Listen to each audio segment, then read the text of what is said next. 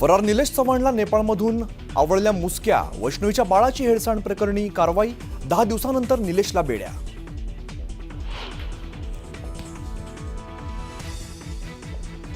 दिल्लीहून गोरखपूरला ट्रॅव्हल्समधून पळून जात होता निलेश चव्हाण. निलेश चव्हाणचा पळून जातानाचा व्हिडिओ न्यूज 18 लोकमतच्या हाती.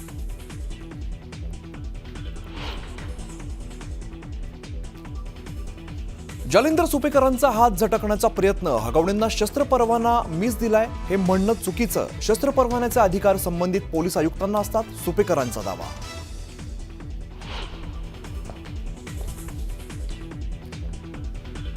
गोकुळ दूध संघ महायुतीच्या ताब्यात.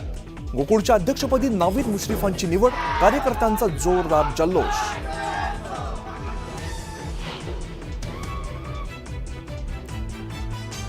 हार्वेस्टिंग झालेल्या पिकांचे पंचनामे करून काय करणार? ढेकळांचे पंचनामे करायचे का? माणिकराव कोकाटेंचं पुन्हा एकदा वादग्रस्त विधान.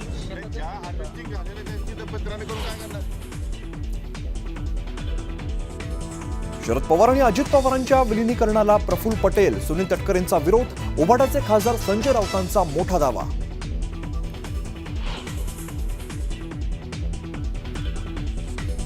बीडमधील बिंदुसरा धरण मे महिन्यातच ओव्हरफ्लो. नदीकाठच्या गावांना सतर्कतेचा इशारा. बीडकरांची पाण्याची चिंता मिटली.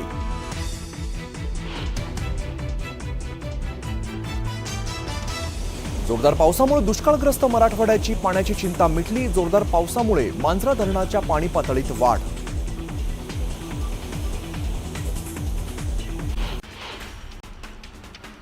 वैष्णवी हगवणे प्रकरणामध्ये निलेश चव्हाणला नेपाळमधून अटक करण्यात आली आहे. वैष्णवीच्या नातेवाईकांना धमकावल्याप्रकरणी निलेश चव्हाणवर गुन्हा दाखल करण्यात आला होता. गोकुळ दूध संघ महायुतीच्या ताब्यात आलेला आहे. गोकुळच्या अध्यक्षपदी नावीद मुश्रीफ यांची निवड झाली, त्यामुळे कार्यकर्त्यांचा जोरदार जल्लोष पाहायला मिळाला. कापणी झालेल्या पिकांचे पंचनामे करून काय करणार? ढेकळांचे पंचनामे करायचे का, असा सवाल मंत्री कोकाटेंनी विचारला. कोकाटेंनी केलेल्या या वक्तव्यामुळे आता नव्या वादाला तोंड फुटलं. जिथं काहीच नाही त्याचे पंचनामे करता येत नाहीत. माझ्या वक्तव्याचा चुकीचा अर्थ काढल्याचं वक्तव्य मंत्री कोकाटेंनी केलं. शरद पवार आणि अजित पवारांच्या विलिनीकरणाला प्रफुल्ल पटेल आणि सुनील तटकरेंचा विरोध आहे, असा मोठा दावा शिवसेना युबीटीचे खासदार संजय राऊत यांनी केला. संजय राऊत वैफल्यग्रस्त आहेत, त्यांच्या बोलण्याला कुठलाही आधार नाही. अमोल मिटकरींनी संजय राऊतांवर ही टीका केली. राज्यातील महत्त्वाच्या पालिकांसाठी महायुतीचा नो रिस्क धोरण पाहायला मिळत आहे. महायुतीच्या पालिका निवडणुका महायुती एकत्रच लढणार आहे, अशी माहिती महायुतीच्या वरिष्ठ नेत्यांनी दिली आहे. शरद पवारांना पुन्हा नोटीस बजावण्यात यावी, अशी मागणी प्रकाश आंबेडकर यांनी भीमा कोरेगाव आयोगाला केली आहे. भीमा कोरेगाव चौकशी आयोगाकडे प्रकाश आंबेडकर यांनी अर्ज सादर केला. सोलापूरमध्ये शिवसेना जिल्हा प्रमुख म्हणून अमर पाटलांची निवड करण्यात आली आहे. आगामी पालिका निवडणुकीमध्ये शिवसेनेचा झेंडा फडकवण्याचा निर्धार त्यांनी केला आहे. गृहराज्यमंत्री योगेश कदम यांनी उद्धव ठाकरेंना धक्का दिला. दापोली नगरपंचायत ठाकरे गटाकडून हिसकावून घेतली आहे. शिवसेनेच्या कृपा घाग यांनी शिवसेनेमध्ये प्रवेश केल्यानं ममता मोरेंविरोधात अविश्वास प्रस्ताव दाखल करत नगराध्यक्षपदी कृपा घाग यांची वर्णी लागली. 2000 पेक्षा जास्त सरकारी कर्मचारी महिलांनी लाडक्या बहीण योजनेचा लाभ घेतल्याप्रकरणी चौकशी सुरू आहे. या लाडक्या बहिणींनी चुकीच्या पद्धतीनं या योजनेचा लाभ घेतला, त्यांना आता लाभ मिळणार नाही, असं वक्तव्य गिरीश महाजन यांनी केलं. सातारा जिल्ह्यामध्ये शरद पवारांना आणखी एक धक्का बसणार आहे. निष्ठावंत पाटणकर घराणं पवारांची साथ सोडणार आहे. विक्रमसिंग पाटणकर भाजपमध्ये प्रवेश करण्याची चर्चा आहे.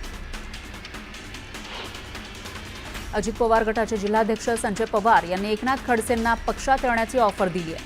याला सहकार मंत्री बाबासाहेब पाटलांनी दुजोरा दिला. अशा गोष्टी सर्वांसमोर नाही तर खासगीत बोलायच्या असतात, असं म्हणत त्यांनीही अप्रत्यक्षपणे खडसेंना ऑफर दिली. अनिल देशमुख यांचे निकटवर्तीय शरद पवार गटाचे नागपूर जिल्हा परिषदेचे माजी उपाध्यक्ष चंद्रशेखर चिखले यांनी पदाचा राजीनामा दिला. ते लवकरच भाजपमध्ये प्रवेश करणार असल्याची चर्चा आहे. मला लोटांगण घालण्याची आवश्यकता नाही. तुमच्या वरिष्ठांशी आजही माझे संबंध चांगले आहेत असं म्हणत एकनाथ खडसेंनी गिरीश महाजन यांना प्रत्युत्तर दिलं. ओडिशाच्या भुवनेश्वरमध्ये मुख्य सरकारी इंजिनियरच्या घरी टाकलेल्या छाप्यात घबाड सापडलं. यावेळी 2 कोटीपेक्षा जास्त रोकड जप्त करण्यात आली. दरम्यान छाप्यावेळी इंजिनियरना घाबरून नोटांची बंडलं घराबाहेर फेकल्या. महाराष्ट्राला परकीय गुंतवणूकदारांची पहिली पसंती पाहायला मिळते. राज्याची देश पातळीवर आघाडी आहे. आर्थिक वर्ष 2024-25 मध्ये देशाच्या 40% गुंतवणूक एकट्या महाराष्ट्रात झाली आहे. फार्मा कंपनीच्या व्यावसायिकांना ड्युप्लेक्ससाठी तब्बल 639 कोटी रुपये मोजले. भारताच्या इतिहासातील सर्वात महागडा व्यवहार हा मुंबईतील बरळीमध्ये झाला. नीट पीजी परीक्षेबाबत सुप्रीम कोर्टानं महत्त्वाचा निर्णय घेतलाय. नीट पीजी परीक्षा 15 जूनला होणार आहे. एकाच शिफ्टमध्ये या परीक्षा होणार आहे. वरिष्ठ पोलीस अधिकारी जालिंदर सुपेकर यांनी स्पष्टीकरण दिलंय. हगवणेंना शस्त्र परवाना मीच दिलाय हे म्हणणं चुकीचं आहे. शस्त्र परवान्याचे अधिकार संबंधित पोलीस आयुक्तांना असतात असा दावा जालिंदर सुपेकर यांनी केला.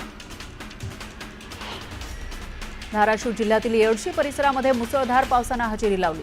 त्यामुळे लातूर आणि बार्शी मार्गावर पाणी झालं. जागोजागी पाणी साचलं. त्यामुळे रस्तेही खचले. तर रस्ता खचल्यानं जीव धोक्यात घालत नागरिकांना प्रवास करावा लागला. मराठवाड्यातील 8ही जिल्ह्यांमध्ये मागील 24 तासात दमदार पाऊस झाला. 680 गावांमध्ये अतिवृष्टीची नोंद झाली आहे. तर सर्वाधिक पावसाची नोंद जालना जिल्ह्यात झाली. बीडमध्ये झालेल्या मुसळधार पावसामुळे बिंदुसरा धरण ओव्हरफ्लो झालं. सांडव्यातून पाण्याचा विसर्ग सुरू झाला. त्यामुळे बीडकरांच्या पाण्याचा प्रश्न मिटलाय. बीड शहराला पाणी पुरवठा करणारा बिंदुसरा धरण पूर्ण क्षमतेनं भरलंय. त्यामुळे बीडचे आमदार संदीप क्षीरसागर यांनी तलावातील पाण्याचं विधिवत जलपूजन केलं. बीडच्या बिंदुसरा नदीला पूर आलाय. दगडी पुलावरून पाणी वाहू लागलं. त्यामुळे नदीकाठच्या नागरिकांना सतर्कतेचा इशारा देण्यात आला. तर बिंदुसरा धरण ओव्हरफ्लो झाल्यानं पुराची शक्यता वाढलेली आहे. दुष्काळग्रस्त मराठवाड्यासह धाराशिव जिल्ह्याला पावसाचा फायदा झालाय. धाराशिव जिल्ह्यामध्ये तुफान पावसानं हजेरी लावली. त्यामुळे मांजरा नदीच्या पाणी पातळीत झपाट्यानं वाढ झाली. त्यामुळे लातूर बीडसह धाराशिव जिल्ह्यातील पाण्याची चिंता मिटली. भूम तालुक्यातील ईट गावात ढगफुटीसारखा पाऊस झाला. त्यामुळे सर्व परिसरासह शिवारात पाणी साचलं. तर महादेव मंदिरही पाण्याखाली गेलं. शेतातही पाणी साचलं. त्यामुळे शेतकऱ्यांचं मोठं नुकसान झालं. मुसळधार पावसामुळे छत्रपती संभाजीनगर जिल्ह्यातील घारेगाव पिंपरी शिवारातील शेतकऱ्याची विहीर खचली आहे. विहीर खचण्याची घटना सीसीटीव्हीमध्ये कैद झाली. अवघ्या काही सेकंदातच विहीर जमीनदोस्त झाली. त्यामुळे शेतकऱ्याचे तब्बल 10 ते 12 लाखांचं नुकसान झालं. साताऱ्याच्या माण तालुक्याला अतिवृष्टीतील नुकसानीची पाहणी ग्रामविकास मंत्री जयकुमार गोरेंनी केली. यावेळी त्यांनी शेतकऱ्यांना मदतीचं आश्वासन दिलं. आमदार निलेश राणे यांनी कुडाळ तालुक्यातील माणगाव खोऱ्यातील आंबेरी इथल्या पुलाची पाहणी केली. तसंच दुकानवाड इथल्या गावांना जोडणाऱ्या नव्या पुलाचं काम सुरू आहे आणि त्या कामाची पाहणीही त्यांनी केली. अहिल्यानगर जिल्ह्यात मागील काही दिवसांपासून मुसळधार पावसानं हजेरी लावली आहे. त्यामुळे पिकांचं मोठं नुकसान झालंय. खासदार निलेश लंके यांनी या नुकसानीची तातडीनं पाहणी करत मदतीची घोषणा केली. रत्नागिरी जिल्ह्यात जोरदार पावसामुळे नदीला पूर आलाय. यावेळी राजेंद्र कोळंबे यांचा पुरात वाहून गेल्यानं मृत्यू झाला. राज्यमंत्री योगेश कदम यांना कुटुंबियांचं सांत्वन त्यांनी केलं आणि 4 लाखांचा धनादेश दिला. वाशिम जिल्ह्यामध्ये पावसामुळे चवळी पिकावर मोझॅक रोगाची लागण झाली आहे. त्यामुळे चवळी उत्पादक शेतकरी चिंतेत सापडलाय. नाशिक जिल्ह्यामध्ये पावसानं जोरदार हजेरी लावली. यामुळे शेतशिवारात पाणी साचलं आणि शेती पिकांचं नुकसान झालं. यामुळे शेतकरी चिंतेत सापडलाय. यवतमाळ जिल्ह्यामध्ये पावसानं जोरदार हजेरी लावली. मूग पिकाचं मोठं नुकसान झालं. यामुळे शेतकऱ्यांची चिंता वाढली आहे. मुसळधार पावसामुळे शेतीचं मोठं नुकसान झालंय. विशेषतः भाजीपाल्याचं नुकसान झालं. त्यामुळे भाजीपाल्यावर रोग आणि किडीचा प्रादुर्भाव झालाय. तर भाज्यांच्या दरातही वाढ झाली आहे. त्यामुळे सामान्यांच्या खिशाला कात्री लागली. वाशिम जिल्ह्यात मुसळधार पावसानं हजेरी लावली. त्यामुळे भाजीपाल्याचं मोठ्या प्रमाणात नुकसान झालं. भाज्यांचे दर वाढूनही शेतकऱ्यांचं मात्र नुकसान होतंय. जळगाव जिल्ह्यात झालेल्या मुसळधार पावसामुळे 753 गावातील 17,154 शेतकऱ्यांना फटका बसलाय.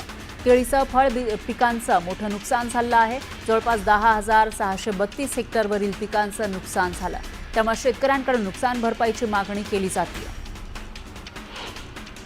सोलापूर तालुक्यातील कासेगाव इथल्या ओढ्याला पूर आला. मागील 3 ते 4 दिवसात पावसानं दमदार हजेरी लावली. त्यामुळे नदी नाल्यांसह ओढे तुडुंब भरून वाहत आहेत. त्यामुळे अनेक शेतकऱ्यांच्या शेतातही पाणी शिरलं. सिंधुदुर्ग जिल्ह्यातील दरड प्रवण क्षेत्राच्या ठिकाणांच्या यादीत वाढ झाली आहे. ही आकडेवारी 20 वरून 63 वर गेली. तर सिंधुदुर्ग जिल्ह्यामध्ये 20 ठिकाणी दरड कोसळली होती.